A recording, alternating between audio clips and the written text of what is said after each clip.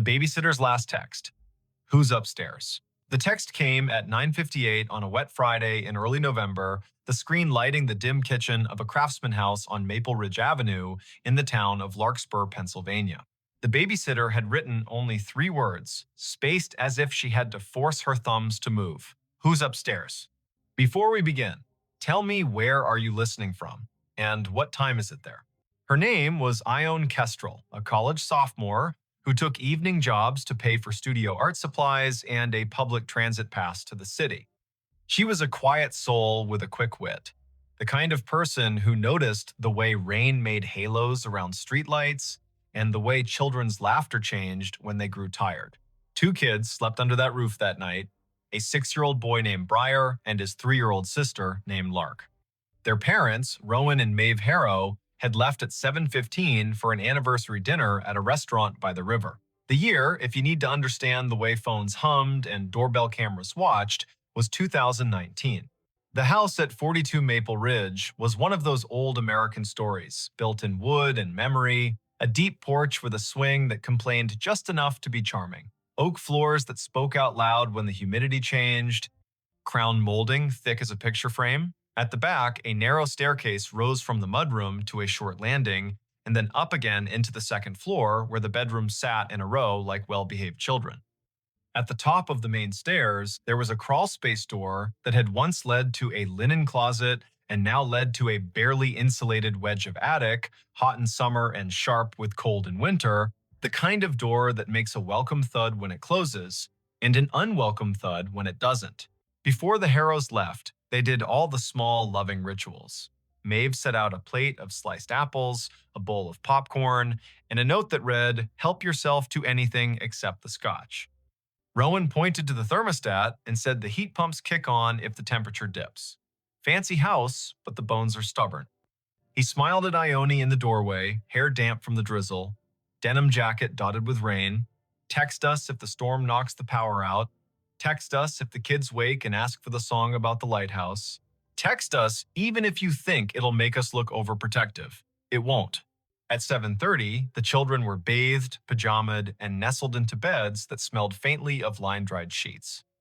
Ione read the lighthouse song twice, and the little girl fell asleep with a hand on the brother's shoulder, a tether strong enough to hold a moon in place. At 8, the dishwasher hummed its modest lullaby. At 8:20, the rain came harder, dropping like a handful of pebbles thrown by a polite intruder. At 8:42, the doorbell camera pinged, announcing a raccoon with ambitions. Ione's phone ticked with messages from a group chat, small bursts of jokes and memes. She answered 2 and then set the phone face down, because she had promised herself she would be the kind of sitter who watched and listened. She put a kettle on. She chose a mug with a hairline crack because hairline cracks reminded her of river maps. She stood at the back window and watched the alley, where a single streetlight blew a cone of yellow onto the wet blacktop like a candle someone had forgotten to snuff. At 9:21, a floorboard spoke upstairs. It was not the sound of a child rolling over and not the polite pop of wood releasing humidity. It was a stepped-on sound, slow and weight-bearing, forward and then a tiny, deliberate back. Ione took one breath, then another. The kettle clicked off. The house returned to its normal choir. She checked the baby monitor screen. 2 small forms slept. The greenish night vision painting dreams onto their faces. She told herself she knew old houses. She told herself wind can make timber say things it doesn't mean. At 9:36, the sound came again, above the kitchen this time, in the hallway between the children's rooms. One step and another. A long pause. Then the faintest scrape, as if someone had scuffed a shoe and then, embarrassed by the sound, tried to rub it out with the sole. The kind of scrape that turns the air thin. Ione lifted the house phone from its cradle because old houses carry old phones like relics. No dial tone because this was 2019 and the landline was a costume. She put it back and picked up her cell. No missed call, no alert from the doorbell camera. She opened the parent's contact, hovered, did not press. First, she would look, she would be careful. She would not give Rowan and Maeve a reason to race home on wet roads unless there was a reason. She climbed the back stairs because they felt less like a stage. Each step was shallow and careful. The rain softened to a hiss. Her breath became a guest she had to host with manners. At the landing, the air grew cooler. She could see down the short hall into the little boy's room, the lighthouse nightlight casting a steerable arc of white. She could see the girl's room door nearly closed, just enough to make a crescent, the way some children like it. She could also see the crawlspace door at the top of the main stairs. It was closed, latch turned. That mattered more than it should have. She waited. Sometimes the house wants to know if you have patience. Sometimes it will reward you with silence. Sometimes it will not. There was a third sound, not a footfall this time, but a breath. Not hers. Not a child's soft, open-mouth exhale, but the kind of breath that pauses at the end like it is tasting the air. It came from the darkness beyond the crawlspace door, except the door was shut. Ione felt the tiny hairs along her forearms confess themselves to fear. She stepped into the boy's room. He slept with his mouth open just a little, lower lip shiny. Good.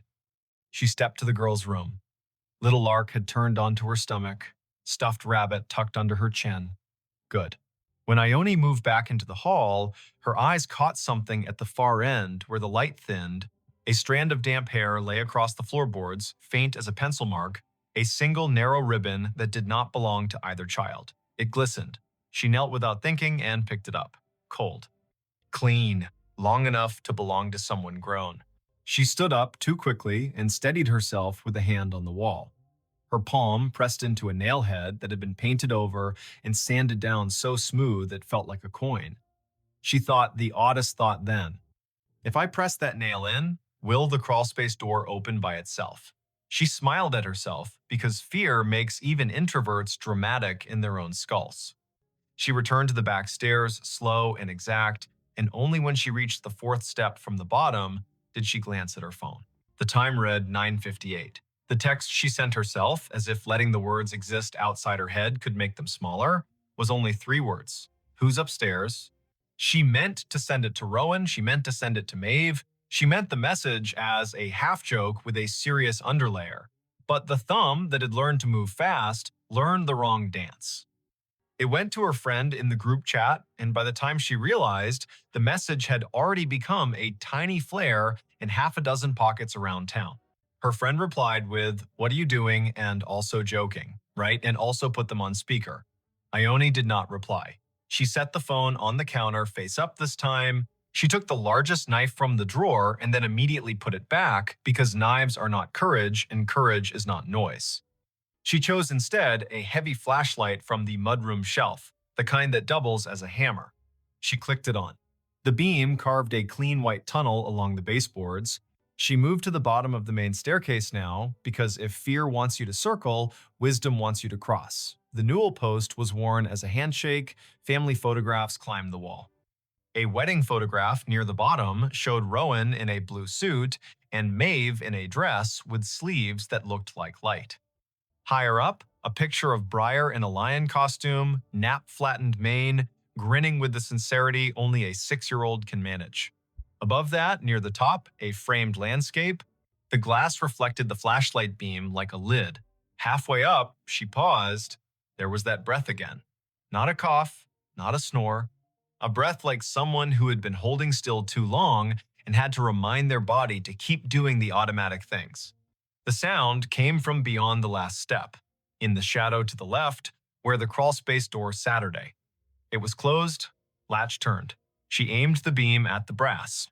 The metal showed a fog that had not been there a minute ago, condensation, from a mouth that had exhaled near it.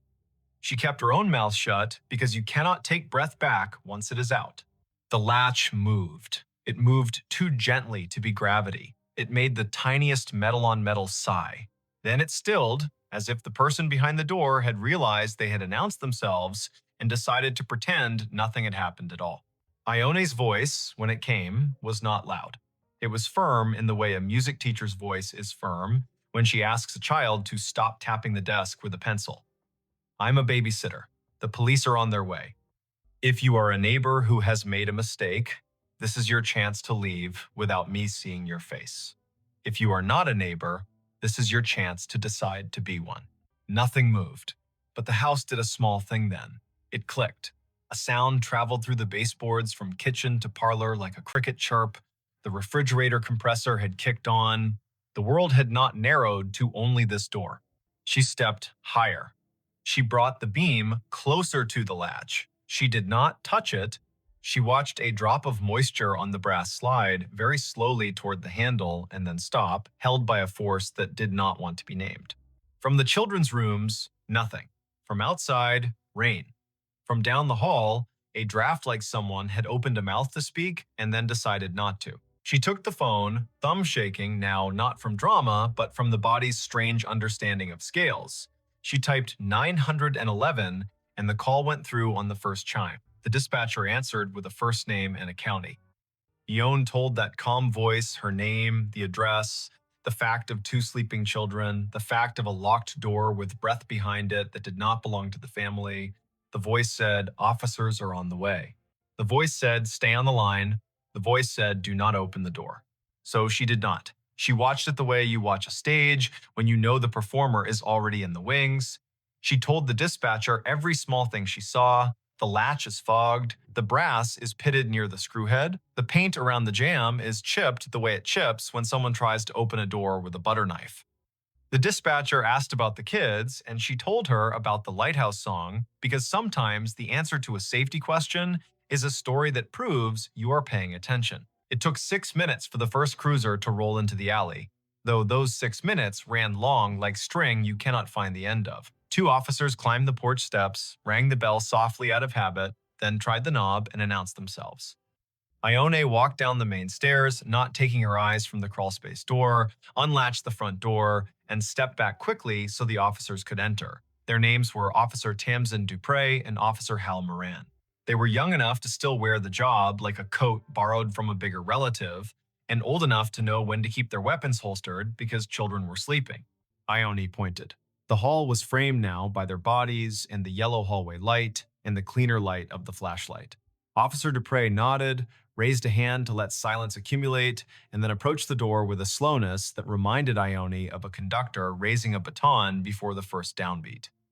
Dupre put 2 fingers lightly on the latch and did not move it. She bent, eye to the thin seam between door and jamb. She inhaled. She did not exhale for a count of 3. Then she did, a controlled tide.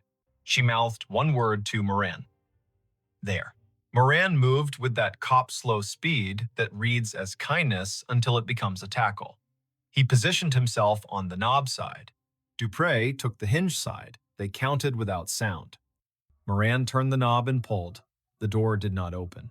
Dupre drove her shoulder low into the panel, and the old wood decided to be new and gave with a crack that sounded like an ankle breaking far away. The space beyond was small, angled, cluttered, with things families save because they carry stories in them. A fan with no blade, a suitcase with travel stickers that meant Paris had existed once for someone in this house. 3 plastic bins of children's clothes marked in black marker, a broken chair that had not given up, and a person, folded into the angle between floor and pitch, knees under chin, face turned away from the light, hands empty and ready to lie about it. Dupre said, "Do not move." Moran said, "Show me your hands." The person did not show their hands. They lifted their left shoulder like someone about to stand in a narrow coffin, and then realized there was no way to both stand and not be seen. They kept their face turned. A smell came from the small hot space that was not attic smell. It was sweat and wool and rain and a cologne Ione could not name but would recognize for years in crowds and feel a short-lived lightening in her spine. The person finally shifted enough for the light to catch their cheekbone. Smooth, young, the jawline of someone who still believes they can sneak back to the version of themselves that did not make this choice. Dupree reached. The person flinched, then stilled. Moran took the wrists, quick. Plastic cuffs clicked, and Saturday. The person whispered one word so fast and so quiet, it sounded like a sound and not a word. Please. There are nights when a house rearranges what you know about it. There are nights when law and luck arrive at the same time and dress alike so you cannot tell who deserves the thank you. There are nights when children sleep through the loudest noises and wake to the softest ones. Breyer woke when Officer Dupre gently asked Ione if the boy had a favorite song she could sing while they stepped this stranger past his doorway and into a world that would be, for the stranger, smaller and heavier. Ione sang the lighthouse song, the boy rolled over, the girl sniffed twice, and then reclaimed her rabbit. The name given at the kitchen table later, with the cuffs off and the hands folded around a paper cup of tap water, was Corin Vale.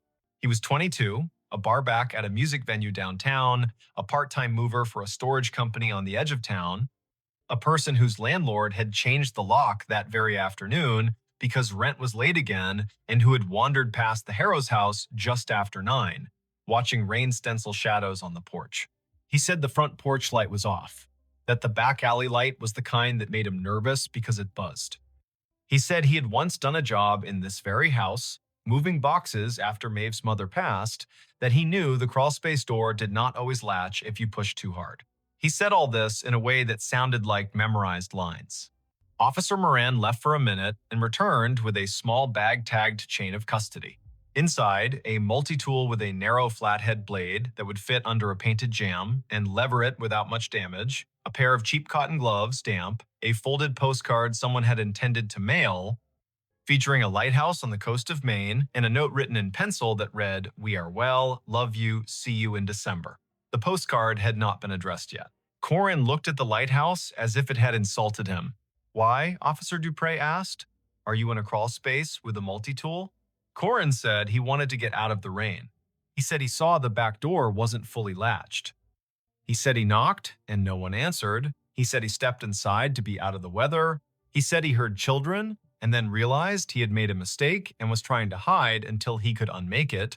He said he had not gone near the bedrooms. He said he had not taken anything. He said most lies are just a breath away from the truth if you hold the breath long enough. The doorbell camera proved he had never rung. The back door, which Ione had locked after the raccoon, had not been forced, which meant the multi-tool had met the strike plate and learned a new way to talk.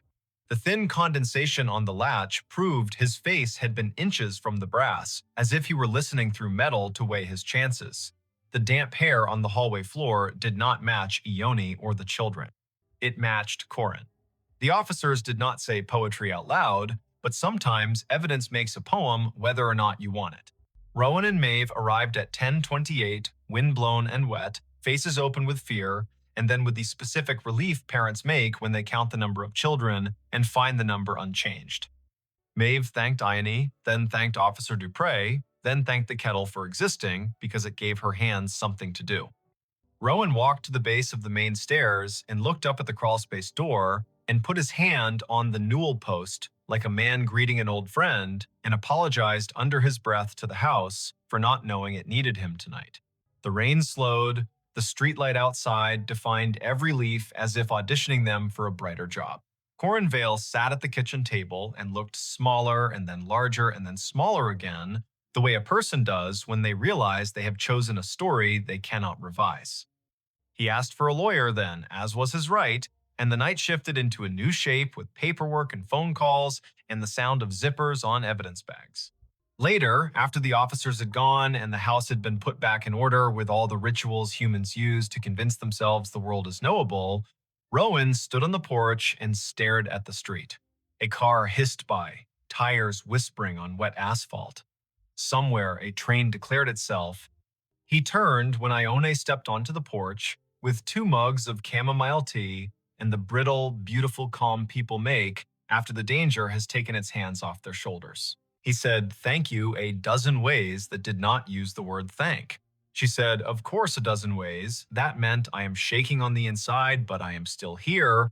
Maeve joined them, the porch light warming the edges of her hair, and the 3 of them stood in a small triangle like a warning sign no one else would read. When Maeve spoke, her voice had a new floor under it. We will change the locks. We will reinforce that door. We will move the postcard basket. We will install a sensor that turns on a light at the slightest motion. We will do the things that let us sleep. Ione nodded and did not say that sleep would come with its own sounds now. The sound of a breath behind a door. The sound of a latch fogging. The sound of a floorboard speaking the truth.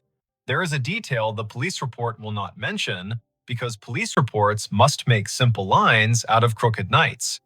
At 9:59, after sending the text to the wrong chat and before calling emergency services, Ione leaned her forehead against the cool plaster of the stairwell for the space of one heartbeat. She whispered something that was not quite a prayer and not quite a promise. Okay, if someone is up there, I will not be the person who opens the door and invites them in. I will be the person who names the danger out loud. Sometimes that is the whole difference. Not bravery that charges, but the steadiness that refuses to be tricked into being polite to danger. The next morning, the November sky tried on a bland blue and liked it. The town of Larkspur went back to the work of a Saturday. Kids in hoodies kicked at leaf piles. The bakery line wrapped twice around the counter. A woman in a gray coat standing by the river thought the water sounded like someone ripping silk very slowly and wondered who she would tell that to. Ione slept past noon and woke to a peanut butter text from Maeve, which read in that shaky grammar of gratitude, "Come by for dinner anytime. And also, I found your denim jacket on the porch swing. And also, there will be pie tonight if you want pie." She smiled and answered with too many thank yous and one yes to pie. She showered longer than she needed to, stood still in the water in a way that made time into a warm curtain, then dressed in gently clean clothes that smelled like detergent and a future. When she stepped outside, the air had that crisp, crisp edge. That means the first hard frost has already visited and left behind a postcard of itself on every windshield. Maple Ridge Avenue looked like an old movie taught to speak color. She walked past houses that had their curtains open a little wider than usual, past neighbors who held eye contact just a second longer, the way people do when the story has almost become a myth and they want to remind themselves it is still shaped like a person. On the Harrow's porch, there were new screws in the latch. The crawlspace door upstairs had a length of wood screwed diagonally across it like a stern eyebrow. A small motion sensor had been installed in the hall. It blinked a polite green and then went to sleep. The kids were in socks, sliding across the floor, laughing the laugh that children make the morning after a storm when the yard is new again. Rowan handed Ione a slice of apple pie on a paper plate and said again what he had said the night before, but with the daylight, making his voice warmer. You kept your head, you called, you stayed steady. That is the whole job sometimes. We will tell people that part when we tell them the story. Not who he was, not what he said, not the smell. We will tell them you named the danger and didn't let it decide your speed. The town told the story in its own ways. The newspaper, which had been saved from extinction by a stubborn editor named Lita Quinn, wrote a piece with the careful headline, "Babysitter's Quick Thinking Leads to Arrest in Overnight Burglary Attempt."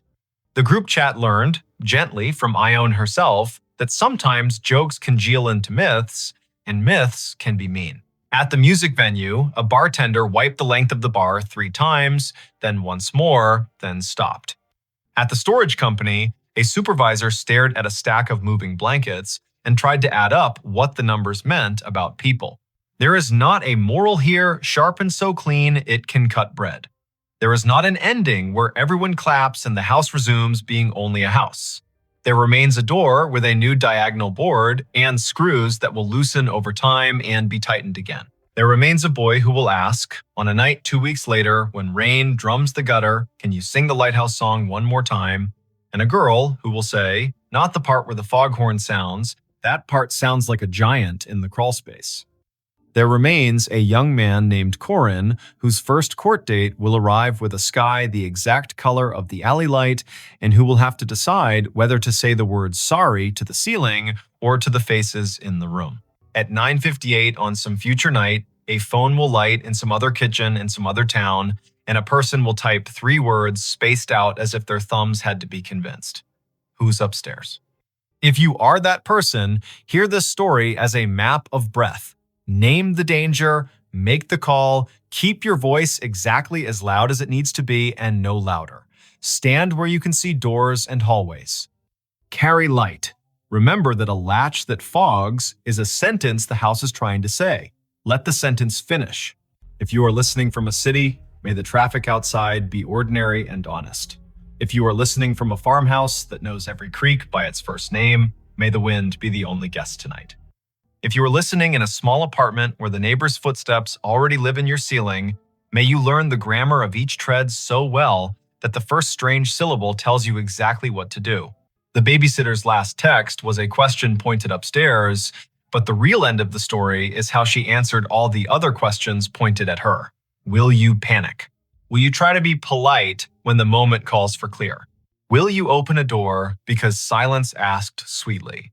She chose no, no, and no. She chose the shape of a steady voice on a thin line. She chose to be the reason the house could go back to being only wood and memory.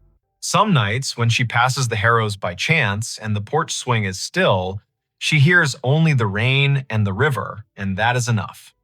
Some nights, she hears the old door upstairs settle as the heat kicks on and thinks, with a small smile, that even a house can be taught to breathe more quietly. And on the better nights, every window along Maple Ridge holds a square of light cut, perfect as a fresh slice of pie, and the street keeps its watch, and the children sleep so deep the world could rewrite its rules, and they would wake to the new rules fresh and ready to be memorized. If that happens where you are, tell me when. Tell me what the air smells like. Tell me the hour, spoken slowly so the world cannot run away with it. Tell me if the latch on your upstairs door is dry and dull or a little fogged from someone's breath. Tell me if you are holding a mug with a hairline crack that looks like a river map. Tell me if the house has taught you any of its words. And if your phone lights at 9:58 and the message reads as simple and terrible as a knock, remember the kitchen in Larkspur and the steady girl in the denim jacket, and say out loud to no one and to everyone, not tonight, not on my watch, not in this house. He followed the whistling into the cornfield. He told himself it was wind in the stalks, nothing more. But the sound had shape, and it carried a tune the way a bottle carries a ship. It rose up from the edge of the north field just before midnight, thin and certain, 3 notes first, then a run, then a pause, that felt like a person making room for breath. The night in Story County, Iowa, was the kind that makes a kitchen window into a mirror.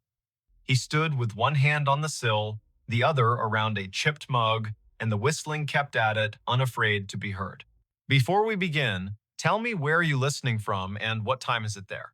This was late September 2015. The day had been warm, sky rinsed clean after a brief storm, gravel roads drying into their usual rattle. The farm sat a mile and a half south of Nevada, east of the Skunk River, where it hooks like a lazy elbow. The corn had gone that heavy, dull gold that means the grain is ready and the husks are sick of holding on. In the house, the bedside clock down the hall said 11:52. On the porch, a moth bumped the bulb, reconsidered, bumped again. Merritt Dow listened and felt his scalp move, the way skin does when a memory gets up and looks at you. He had heard whistling most of his life, but not like this. His father had been a whistler when he repaired the sickle bar, when he checked the tension on the auger belts. His grandfather, too, walking the rows with a plug of tobacco and a tune older than the tractor. Merritt could place a tune by county if you gave him a night and a jar of iced tea. This one, though it didn't belong to any porch or station wagon, it had the small brightness of a fairground and the old soul of a hymn, mixed wrong on purpose and still somehow right. He set the mug down, pulled on his boots without bothering with the laces, and stepped into the porch light. The whistling came again, 3 notes that stepped down like someone walking off a train. He clicked off the switch. The yard went honest. The gravel drive was a gray river. The corn made its tinny rain sound whenever the breeze remembered its job. To the north, the trees along the fence line held their breath. Merritt had a habit of heading toward curiosity as if it were a calf out past the fence that needed fetching. He took the flashlight from the hook, the heavy kind with a rubber grip, and checked the batteries the way a person checks their pulse. He told himself this was neighbor trouble, or a kid from town testing bravery on a Friday dare. He told himself this was what the night does to grown men when sleep holds them by the elbow and then lets go. He told Dinah, the old collie, to stay. She licked once, turned in a tight circle on the porch rug, and stayed. He crossed the yard, past the big maple that had survived lightning by pretending it hadn't happened, and stepped onto the headland by the north field. The first row took him in like a store's door chime. The stalks were tall and dry, leaves bent into knives. The ground was soft from last week's rain and held his boot prints as if for reference. He waited for the whistling. It came from farther in now, or the rows had changed the way sound bends when it's forced to choose a path. He chose a path. He took row 18, the one that ran with the slight slope and the way water teaches roots to drink. His father had run the planter careful this spring, GPS straight when the signal behaved, by eye when it didn't. Row 18 should have held like a rail, the stalks pressed against his sleeves. The flashlight beam drew clean wood into the dark leaves, bleaching white, silk like old hair, dirt a puzzle of last year's husks, and this year's pennies of mud. The whistling stopped. He stood still. His breath sounded like someone else's in the mask of leaves. He tasted dust. He listened until listening felt like a rope he had to keep from dropping. Farther north, down toward the low spot by the drainage tile, it started again, only louder, as if the person had turned their head and decided the audience was worth the effort. Merritt moved. 3 rows over, the tram line cut across, a packed strip where the sprayer had gone in June. He took it. The corn arched overhead, leaves flicking his ears.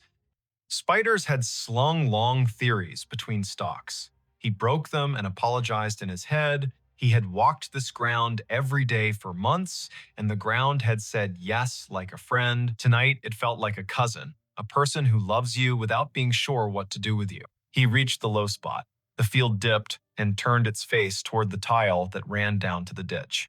The air was cooler here, lined with the smell of black earth that keeps secrets for centuries, because that's what it was paid to do. The whistling had gone softer. A trill rose up like someone trying to make light of an apology. Merritt swept the flashlight sideways. The beam caught the blue reflection of something small and glassy. He crouched. A marble. Blue, with a pale ribbon curled inside, half under a leaf. He touched it with one finger and felt the way glass feels when it learned patience waiting inside a pocket for its chance. He stood, and the beam hit another, green this time, lodged at the foot of a stalk. He put them both in his shirt pocket without thinking which pocket meant past and which meant present. "Hello," he said. The field appreciated the effort, if the small answering hush meant anything. He wasn't the kind of man who called out names into a place that did not have names to call back. He was the kind of man who waited and then took one more step, the way you do with cattle that have decided the gate is optional. He took one more step. The ground had a memory. His boots sank an inch, then 2.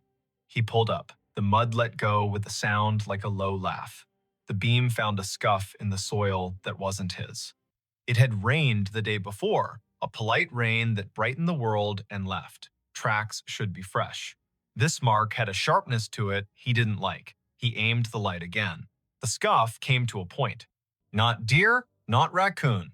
A toe of a boot slid sideways and corrected because the body above that boot had decided to remain upright. The field held that story and did not mind telling it. The whistling kept on. It moved east. Merritt moved too, allowing the rows to push him into the old waterway nobody planted because it cost more to argue with a ditch than to go around. He hit the bank and paused. The sound was close enough now to feel the mouth that made it. The slight wet at the end of notes, the breath through teeth. Above the ditch, on the fence line, a scarecrow leaned into the moon like he had been invited. Merritt had dressed him in a flannel shirt in July to keep the birds from laughing outright. Now the shirt's checks looked like an argument. The hat had blown off sometime in August. The stake had a twist in it the way wood does when it was alive and insists on a personality after. The scarecrow whistled. Merritt's body did not move in the way of cartoon men. He did not jump. He did not fling the light so hard the beam went to the stars. He stood, the way a person stands when what he sees insists on being nothing but what it is. He put the light on the scarecrow's painted mouth. The paint was flaked, the smile wrong on purpose. His father's old gloves were nailed to the crosspiece, fingers bent into permanent work. The straw at the neck had learned the shape of wind and refused to unlearn it.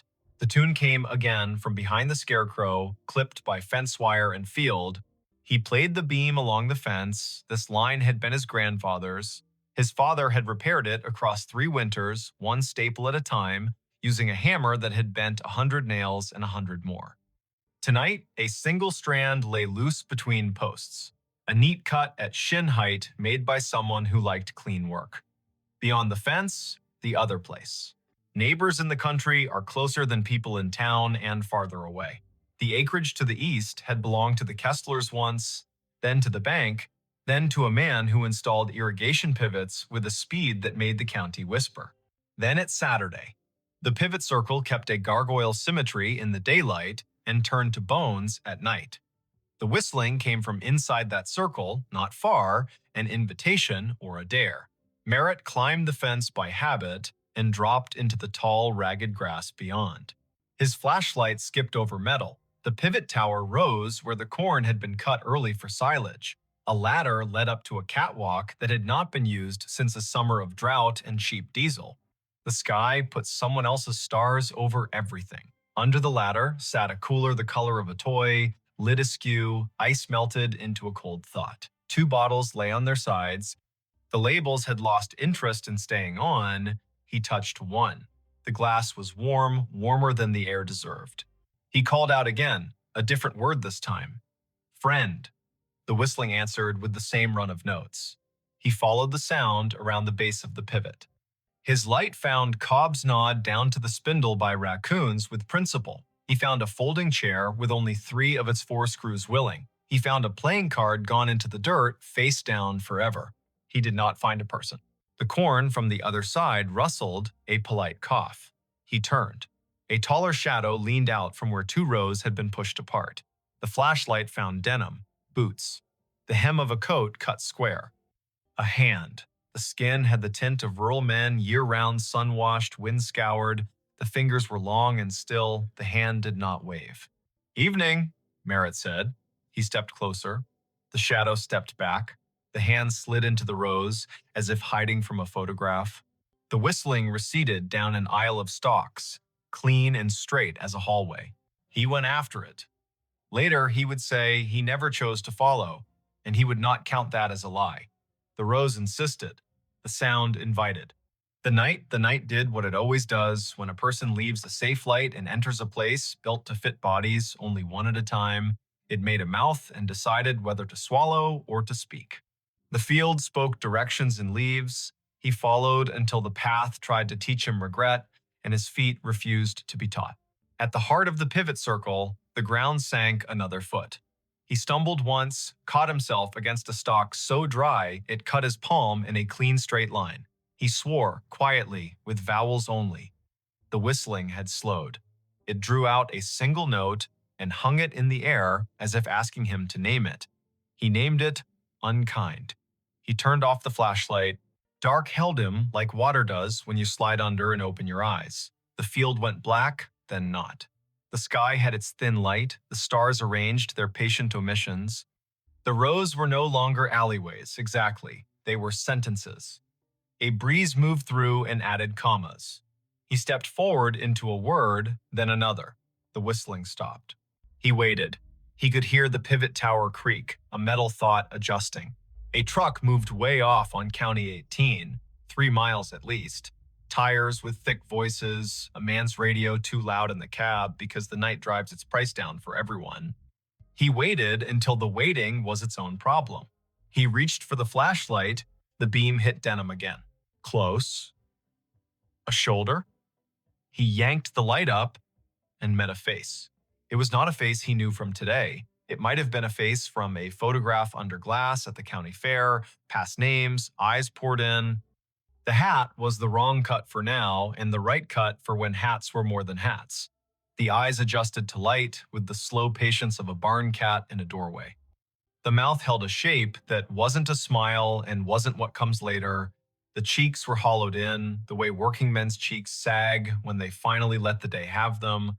Don't, the man said, not loud. He lifted one finger the way a teacher does when she'd rather not get stern. Don't shine. Merritt lowered the beam to the man's chest. The denim had a tag that read, Kessler in faded thread, as if a mother had stitched it when mud was the usual weather. The man nodded, brief. He put 2 fingers to his mouth and whistled the run again. The note slid under the leaves and came back altered by straw and distance. Had to see if you'd come, the man said. He did not offer his name. He did not ask merits. The field did the introductions it believed in. The man tipped his chin toward the north, where the ditch had cut a new curve 2 springs ago, and nobody called the county because sometimes you let water take responsibility for its own choices. Come on, then. They went up Row, across the tram line, down again. Merritt kept the light aimed at boots and dirt the way you aim swear words when children are sleeping in the next room. The man's hands brushed the tassels as he went, leaving no sound. The field learned him and forgot Merritt in the same breath. They crossed into the neighbor's back 40, and the soil changed, darker and more confident. The rows had more to say here. The whistling would come and go like a small animal, checking the air and disliking it. The man stopped at a patch where the stalks had been storm-bent and then righted themselves out of pride. He crouched, hand out, palm down, on top of a flat stone that had no business on this ground. The stone was square. It held an iron ring in one corner. He tapped it. The sound returned like a jar lid. Used to be a storm door, he said. For the root cellar. They built the house up there. He flicked his eyes toward where the stars thinned and the silhouette of a ruined chimney picked its teeth on the horizon. Tornado took it in '54, you know that. Merritt nodded. He had heard the story. The county leaned on that year. It changed the way people believe in roofs. 3 days after, the man said, setting his palm to the stone like a pledge, "My brother thought he heard whistling here. We believed him because he was the kind of boy who told the truth, even when it meant he had to walk back and fix something. He followed it. Everybody followed it.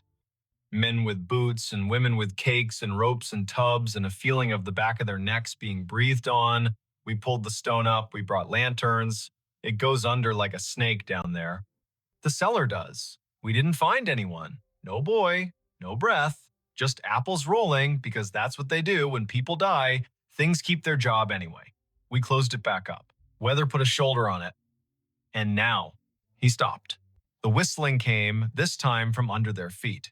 It rose up through the stone like a trick, thin and mean and a little proud, a tune that went square, then wandered off the edge. The iron ring shook against its socket with a burr. Merritt felt the hair along his forearms ask for a vote. "Now," the man said, "it calls people here when it's time." He put his hand on the ring. "I'm tired of it calling people here who are not me." He lifted. It did not rise much. The hinge had rusted itself into religion. The man looked at Merritt, not pleading, exactly, not persuading. He looked like a person offering you the end of a sentence the world has been running too long. Merritt set the flashlight down on its base and got his fingers under the corner. The stone was heavy-hearted, more weight than mass, the kind of weight that comes from being asked to hold back a story. They lifted together. It rose an inch, then 2. It settled on a ridge of broken brick. The smell answered before the dark did. Apples, old and bitter, work that had gone on without supervision. Cold earth that had kept promises by crushing them. A draft moved across Merritt's knuckles. It took his body down a list to be sure each part remembered what stand means. The whistling ran up inside the gap and out. It had volume now. It wished it had a throat. It would have stopped if someone had blessed the night right then and said, "Go on to sleep." No one blessed the night. Merritt and the man held the stone a second longer, then eased it down onto a stick propped like a tired knee. The gap held. The dark inside threw itself at their eyes and bounced back, patient. They did not aim the flashlight in, the man would not have it, and Merritt knew enough to trust someone who belonged to a place this much. They listened instead. The whistling ran its tune twice, then twice again, and each time the final note sagged, as if asking someone to let it lie. "Why me?" Merritt asked. He wasn't offended by the question. He wanted a reason that could wear a hat. "You were the one who heard it honest," the man said. "You stayed at the edge of your field as long as you could and still came. Some men run because they want a story to tell about themselves. You came because you wanted to know who to go fetch." Merritt shoved down the part of himself that softened at that. He bent, slid his hand into the gap until his fingertips touched the dirt at the lip. It was cool, the way a basement never loses January. He searched by hand, careful for glass, nothing but pebbles and the slow grind of last century's lessons. The whistling faltered. It shortened itself and became 3 notes, those 3 notes he had heard at the kitchen window, the 3 his father had bent into the radio between ballgame innings, the 3 his grandfather had used to call a dog that never needed calling. He withdrew his hand and stood. The man had his head down, listening as if his bones were the receiving equipment. He began to hum, not the tune, but a harmony low and uninsistent. The whistling slowed. The cellar air came up wetter than before, fouled for a second by something like breath, and then clean. The whistling stopped. They waited a full minute, then another. Merritt counted, slow, as if a child in a tent had asked him to promise monsters were on vacation. The ground under the stone was a fact again. The man let his harmony stop, the notes settling like a bird on a line, and then choosing not to stay. He knelt and pulled the stick, and the stone met its ledge with a sound like a chest closing. Sometimes, the man said into the calm, it wanted an argument. Sometimes it wanted somebody from back then to say his name and make a promise. It wanted a mother crying on the dirt. It wanted men with rope because rope makes everyone feel helpful. Not tonight. Tonight you came and you didn't carry any of that. You just listened harder than the field wants you to. That's enough. They stood together in the rows until the night got bored with them and went to do what the night does in other places. The pivot sighed and remembered it had bearings, not opinions. The ditch water moved on its way, not fast, not slow, never wrong. A coyote put a sentence into the air and another answered, and both sentences agreed to end where they did. The man tipped the brim of a hat he wasn't wearing and turned back into the corn. His boots made no more sound than a thought that knows its limit. Merritt found his way to his own side of the fence. The cut strand had not healed. Fences need hands.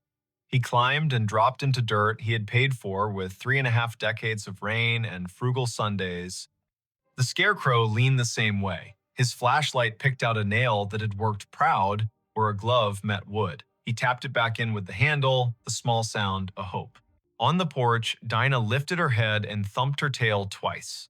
He sat on the steps and watched the sky unspool its last thin silk. The clock over the stove in the kitchen read 1:42.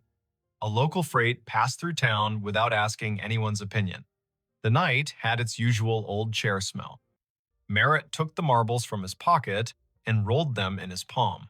He did not take them in the house. He set them on the porch rail, 2 small moons that decided to belong to weather again. He slept in the chair by the door with the light over the sink left on because he was still old enough to do what his father had done and still young enough to want a reason for it. In the morning, his neighbor from across County 18 pulled into the drive with the casual angle of men who do not use turn signals because everybody already knows where they're going. Otho Vale had the kind of face that had learned to tolerate sunlight and other people's plans. He stepped out, looked toward the north field, then at the porch, where the marbles caught the first slant. He paused. "Thought I heard it last night," Otho said, as if they'd been in the same dream and had already agreed on the parts to keep. "I didn't come. I was afraid if I went, I'd bring the wrong thing with me. You go." "I went?" Merritt said. He poured coffee into a cup that had chipped the day his daughter drove away, with her car full and her eyes wider than they had any right to be. He handed the cup down. "There's a stone out there. You know it." Otho nodded. "Been there longer than you and me combined. Some things are a door, and some things are the breath you take before you knock." They sat without sitting, Otho leaning on the post, Merritt half on, half off the iron chair that had belonged to his wife's aunt, and squeaked like the first word of gossip. The morning took the night apart and put it away neatly. The field did what fields do after an event. It pretended nothing had happened and invited you to harvest. By 10, the co-op truck rumbled up, the driver wearing the resigned cheer of a man who deals in averages for a living. Merritt walked the headland with him, pointed at moisture readings that lied slightly, agreed to pretend the numbers were written on a blackboard by someone with authority. He did the work. He did it until the work forgave him for wondering what else he might be supposed to do. That evening, he repaired the fence where the strand had been cut. He pulled it tight and stapled it with his grandfather's hammer because you use the tools that know your hands. He hammered in 3 staples and left one in his pocket so the fence would remember there is always one more job and it can't get cocky. He checked the pivot base out of courtesy to the machine. He replaced nothing. He spoke to no one. The sky went red behind weather stacked to the west, Kansas doing its job of sending clouds as if on purpose. For a week, the field behaved. The wind laid down its sheet music neatly. The coupe truck counted out grain like blessings. He slept at the proper times and did not wake to odd hours with the feeling of someone whistling at the edge of his life. The marbles stayed on the porch rail until a grackle knocked one off and it rolled into the peony bed and took up residence there like a kindness. The other slid into the pocket of his jacket and made friends with a nickel and a screw. On the ninth night, just after the 10 o'clock news told its last hurries, he heard the three notes again quiet, like acknowledgement, not summons. He walked out to the north edge and stood with his hands in his jacket, listening. The breeze had a bite, the first hard frost would be soon. He unlocked the gate at the lane and left it open for an hour, for no reason at all anyone else would endorse. He closed it again out of habit and walked back slowly, because a person should walk slowly sometimes or the land will feel cheap. He did not go back to the stone unless the sound asked, and it did not. He did, however, leave a small jar on the porch rail next to where the marbles had Saturday. It held nails, the good kind, old, with heads like pennies. Every day when he came home, he put one in his pocket, and every day when he went out after supper, he took one back to the fence line and put it in a coffee can under the scarecrow's torn shirt. Nobody told him to. He liked the weight exchange. He liked that fences need reminding and that the world is not improved by a man who ignores a slack line because his thoughts are more interesting. October reached both hands across the month and pulled. The trucks came and went. The harvest went well enough that he stopped thinking about what could have been if it had rained 4 more afternoons in August. He slept, he woke. The whistling did not return in any way that made him leave his chair. He began to tell himself he had imagined a portion of it, as a man will do when a thing does not ask for money or apologies. Near Halloween, his daughter called from Cedar Rapids, a night shift at the hospital, voice folded with fatigue and the kind of joy that remembers to leave room for the day. He told her about the fence and the harvest and the brakes squeal on the auger wagon that he had decided to live with until January. He did not tell her about the cellar. He would, maybe, when she brought the little boy down for Thanksgiving and they stood by the ditch and talked about frogs like a miracle. He would, maybe, if the field asked them both. In late November, after the last corn went into the bin and the bin talked in its sleep, the county put on its winter color. The field showed ribs, the ditch showed its honest bottom. The wind took one of the scarecrow's gloves, and Merritt did not replace it because some things are beautiful at half done. He walked every line of his ground one afternoon with the sun low and the temperature willing. At the fence, by the pivot circle, under the coffee can where he had been giving the fence its nails, he found a small thing. A train ticket for a child, maybe, not used. Edges scrolled by, damp and patience. The print read, Nevada to Ames, 2 bits. He turned it over. On the back, someone had written 3 notes the way some people know and others never will, little ovals marching up and down a ladder of lines. The ink had migrated slightly into the paper, the way memories do in older heads. He put the ticket in his pocket with the nickel and the screw and the marble that had refused the peony bed. He looked toward the stone without moving his face much, because a person does not want to give a field reason to brag. He said thank you into his jacket as if the cloth were a helper. He walked home. Winter did what it does. It scoured the county down to the essentials. It made the roads into suggestions and the kitchen into a chapel. It put the sound of the furnace into his bones and the number of snow shovels in the garage into a bigger argument than necessary. The whistling came once or twice in a blow that turned the mailbox into a hooded thing, and when it did, he stood at the window and let it be. The way you let a neighbor sing one verse of a song you only half like because he is your neighbor, and you hope the reverse is also true. When spring returned, hesitant and then reckless, he walked out to the stone once in daylight. He stood there like a person does when he's about to open a letter he has already read. He put his hand on the iron ring, and the ring chose not to move. He felt only cool metal and the idea of a door. He said the name of the boy he thought must have once practiced whistling there, not loud, not soft. He thanked the man with the Kessler tag for nothing and for everything. He went home and planted, because that is the part of the story a farm writes to remind itself the ending belongs to the ground and the beginning belongs to the same. If you ever hear 3 notes carry clean from a field at midnight, and you are the kind of person who can tell the difference between wind and a message, remember this. The first step into the rose is a promise. Don't make it if you intend to perform yourself for the dark. Bring only your boots, your breath, and your willingness to be the person who will go fetch, not the person who will tell about fetching. Don't shine your light straight into old places unless someone who belongs to them asks you to. Lay your hand flat on what needs closing. When a tune that has wandered too long finds its last note, let it. When a door that has been heavy learns again how to rest, do not hire that door for different work. There are states where cornfields wear their ghosts like belts. There are ditches whose water knows the names people set into it. There are stones that have been held down by weather and held up by stories. There are men who can whistle and men who cannot, and both kinds do well if they listen. And sometimes, in a county that owes as much to wind as to family, a man with a flashlight and an old dog asleep on the porch will follow a tune into the rose and come back, having left something that doesn't need his hands anymore. When he sits down again, the chair will squeak in the key the field prefers. The kitchen clock will softly argue with the refrigerator about seconds. The night will soften him on its slow wheel. The next day, someone will wave on County 18 without lifting a hand, and the answer will come back exactly right. And somewhere beyond the line where 2 quarters meet under a fence, a stone will find it easier to be a stone because 2 men lifted it once, together, and then set it down the way the land asked. The babysitter heard a voice, "Don't answer the door." The first knock came at 8:53 on a rain-polished Saturday in late October, the kind of night in Portland, Oregon, when sidewalks shine and porches feel closer to the river.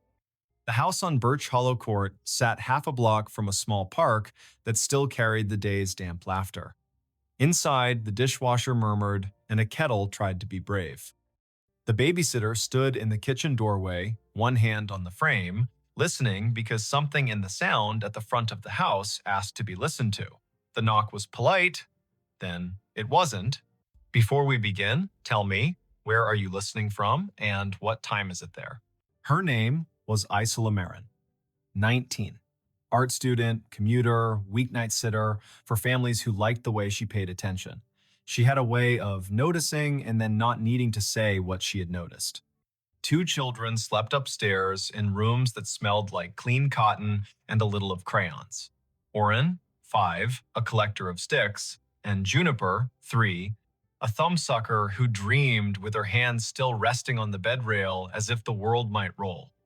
Their parents, Elowin and Cormac Pike, had left at 7:15 for a long-promised dinner with friends on the east side.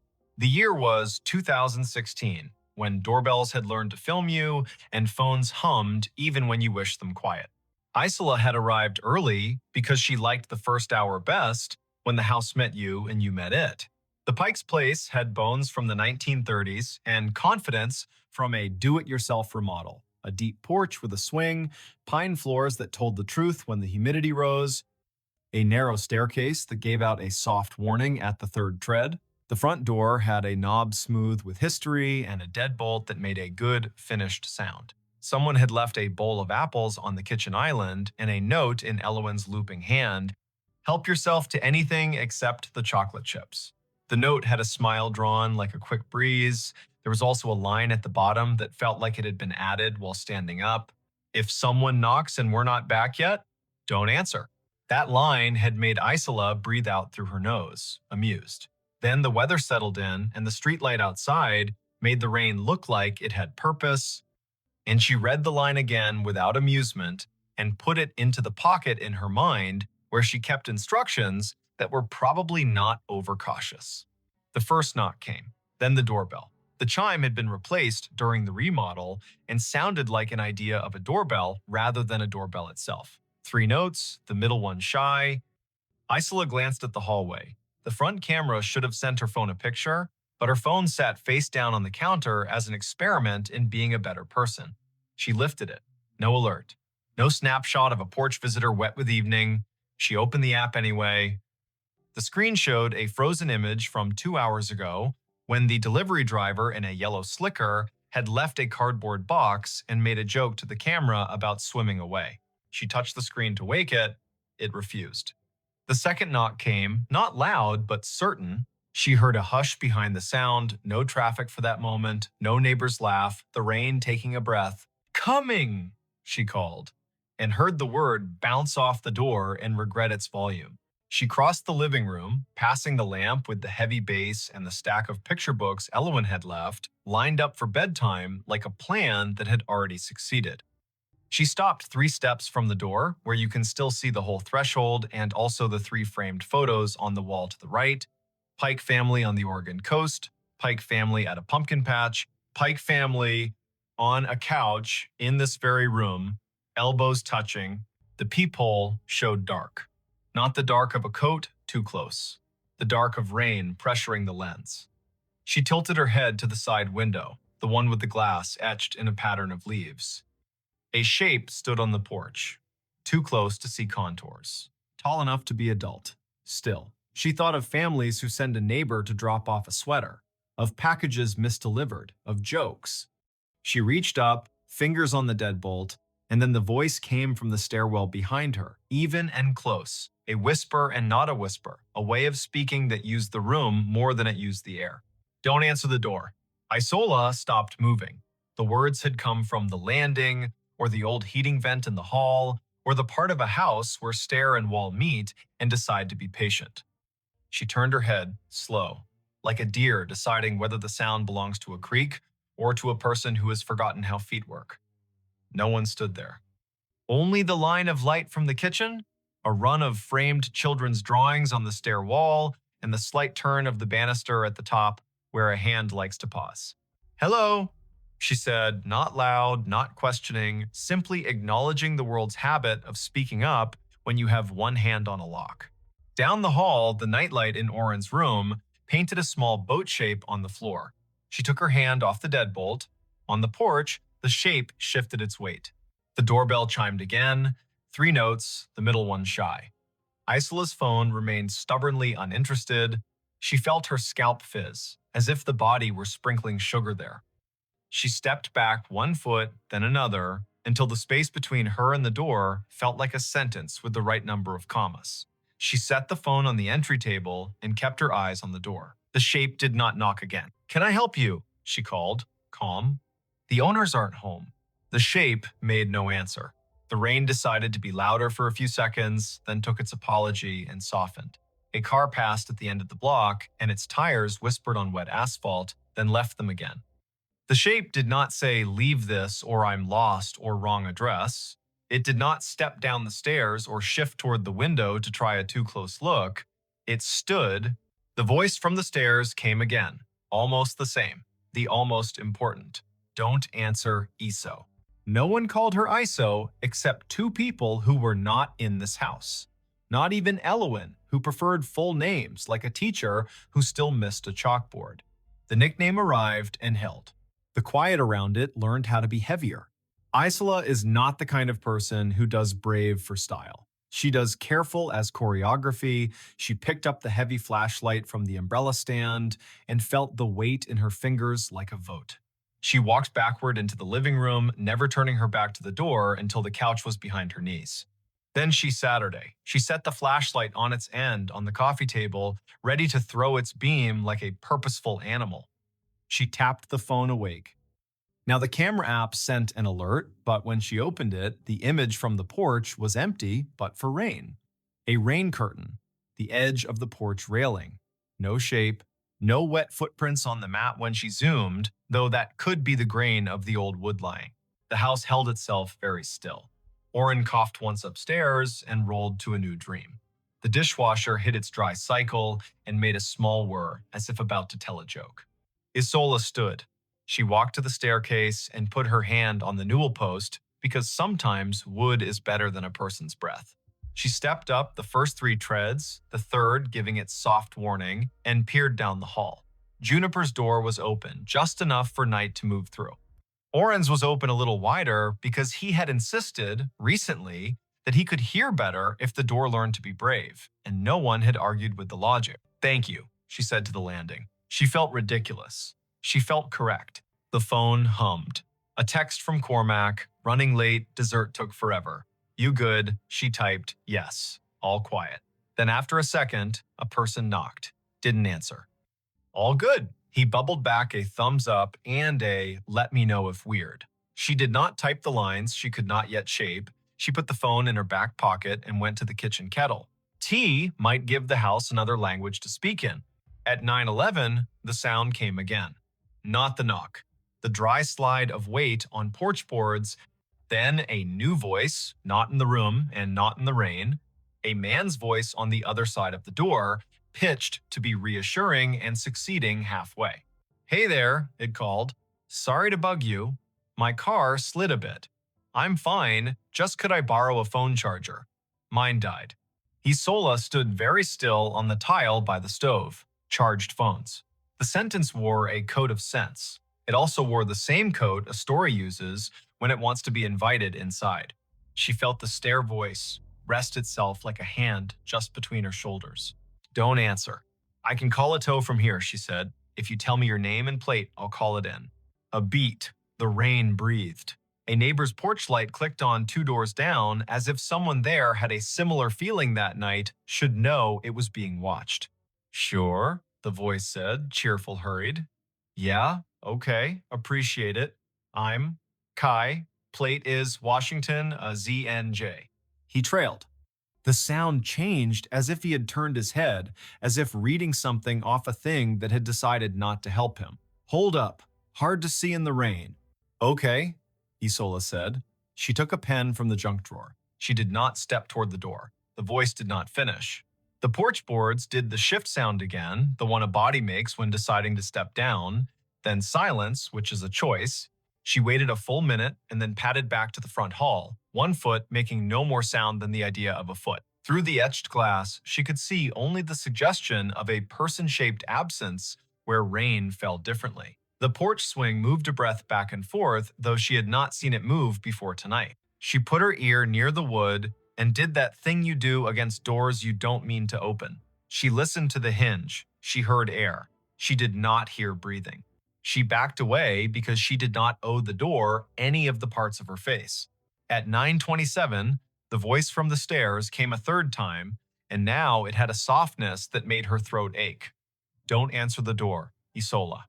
"Okay," she said, and laughed once, not unkind. "Okay." She called the non-emergency line. The operator's voice was brisk, then kinder when she heard the children's ages. They sent a patrol car to cruise Birch Hollow Court. The officer rolled slow under the maples, touched 2 fingers to his brim up toward the windows like old practice, then slid away toward the park. He called to tell her he'd found no car in distress, no one walking in rain. She thanked him the way a person thanks another for being willing to be seen doing their job. At 10:09, something touched the back door. Not a knock, the whisper sound of a finger on glass. Isola turned off the kitchen light and let the room become a place where her eyes could do their best work. She stood behind the island and let one breath out, as if teaching her ribs a rule. The finger on glass again. Scrape, gentle. A child in some houses might do that, playing ambush. But the child would laugh or give himself away, with breath fogging the pain in a haunted oval. The voice in the hall didn't speak. It didn't need to. Isola aimed the flashlight at the floorboards and thumbed it on. The beam carved a clean white lane across the tile and into the mudroom, up onto the window, where a skin of condensation wavered on the glass like a thought. No face waited beyond it, only the moon in its nearly new mood, and the reflection of her own shoulder shaping into something braver than she felt. The scrape came again. The flashlight beam caught the faintest arc at the level of a hand. She walked a half-step closer and saw what had made it.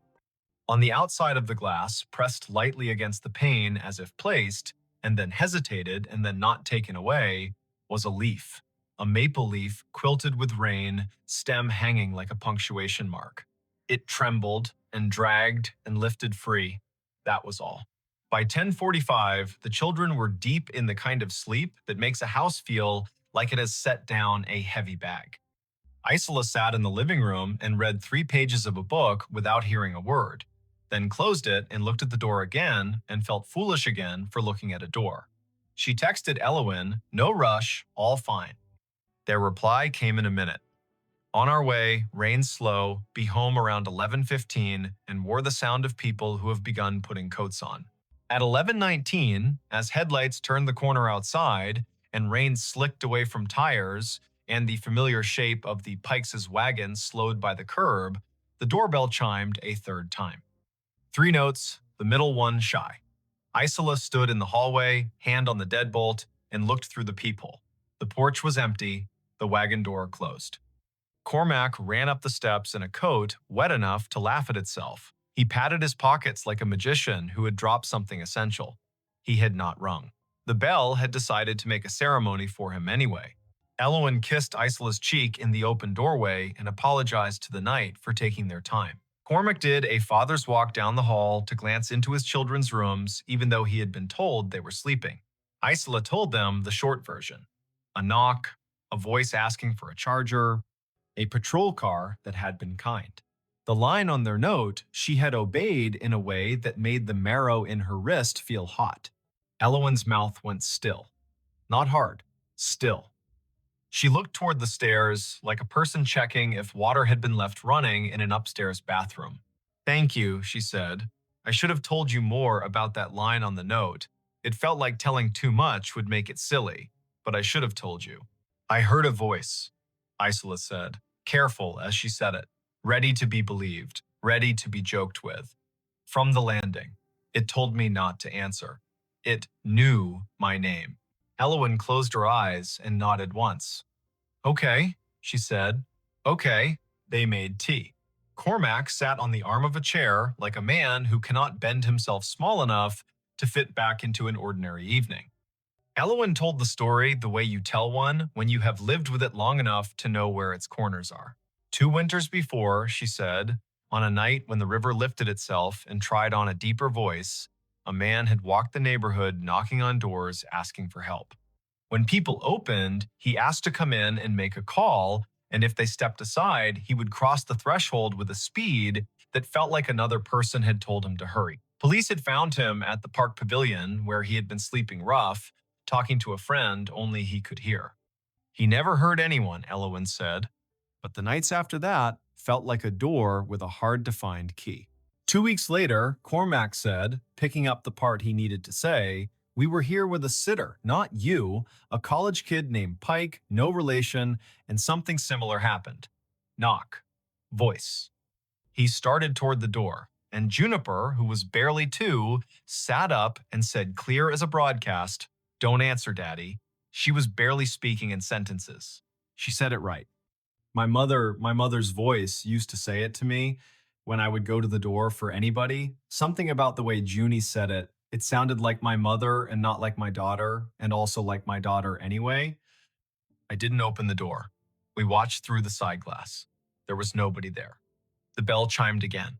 "And then," Elowen added, "last spring, when we were packing for a visit to my sister's, the doorbell chimed at 2:17 in the morning. Twice. Cormac checked. No one. Junie sat up and said it again. Don't answer the door. We changed the batteries in the chime. We changed the camera. We got smarter about being dumb. But the voice, it comes when it needs to. And she sleeps through it now. We hear it and we listen to it, and then we don't tell anyone because the world doesn't know what to do with a family in a sentence." They laughed softly, a release. The kettle sighed. Rain found a new tempo along the gutters. Isola told them about the man who had used the name Kai and about the way the shape had filled the porch and then been only Rain when she asked questions. She said the nickname the voice had used for her and watched Elowen's face widen in a slow astonishment that contained no fear. "It knows," Elowen said. "It knows who it needs to keep." They did not turn the story into an advertisement for another religion. They put the house back in order. Isola took the extra bills Cormac offered only after he insisted 3 times. She put on her jacket, damp from fear she didn't call fear, and stepped out onto the porch with them. The porch looked like any porch. The swing creaked because swings are built to do that, at least a little. The streetlight watched their car for a second, then got bored. Elowen reached for Isola's hand and squeezed, once, like a benediction you don't have to keep. On the drive home, the wipers kept time for a song Isola wouldn't have recognized if it had been played for her on a better night. She went under the overpass, where a man with a shopping cart had built a small palace of pallets and hope. She went by the open all-night grocery, where the cashier sells soup to people whose apartments never learned to hold heat. She went by a block of houses where the windows showed families still awake and not sorry.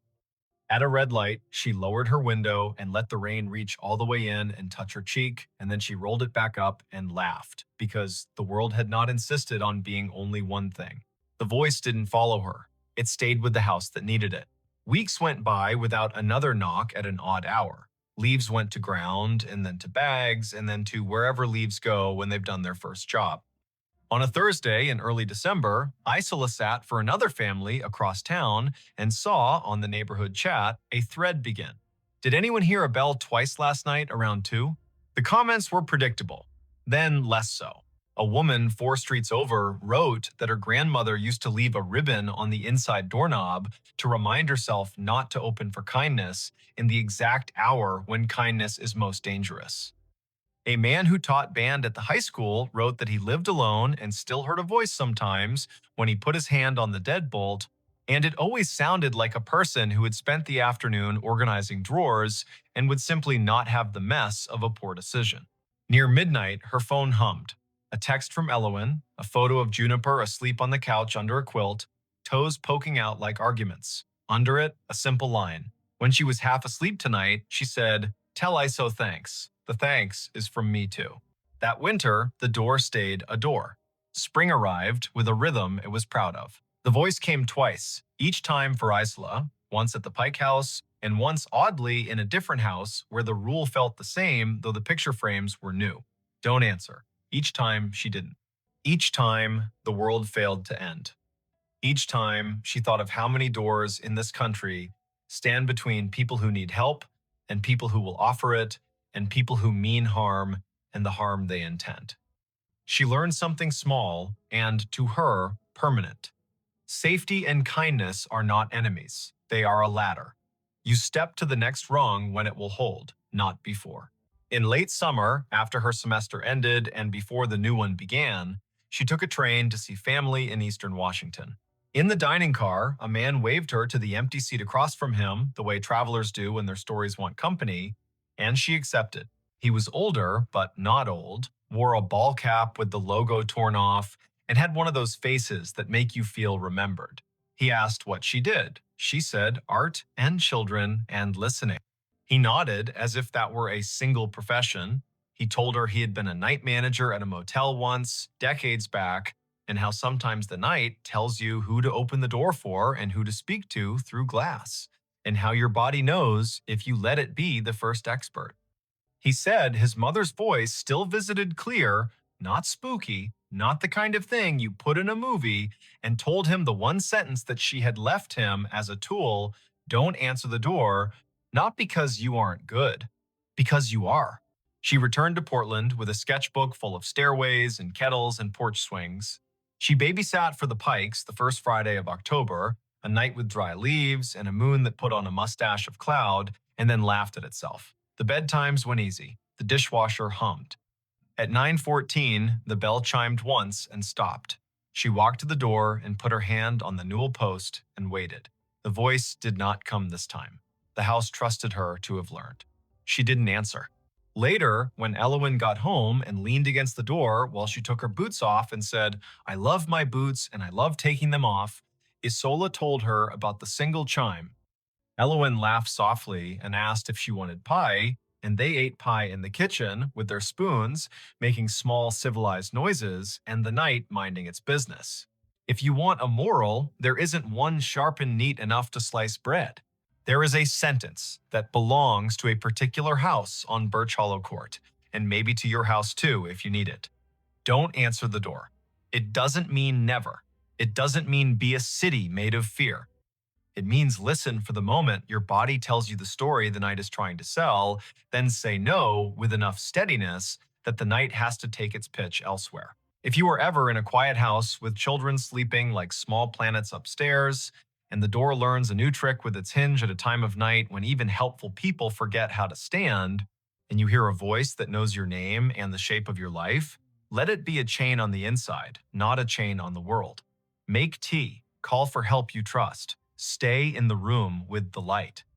Thank the air when it warns you, even if the thanks feels ridiculous in your mouth. Names will still be names in the morning, doors will still be doors. And you will have kept the lesson the old houses know. Sometimes the kindest act is to hold still while the night tries your latch and finds it true.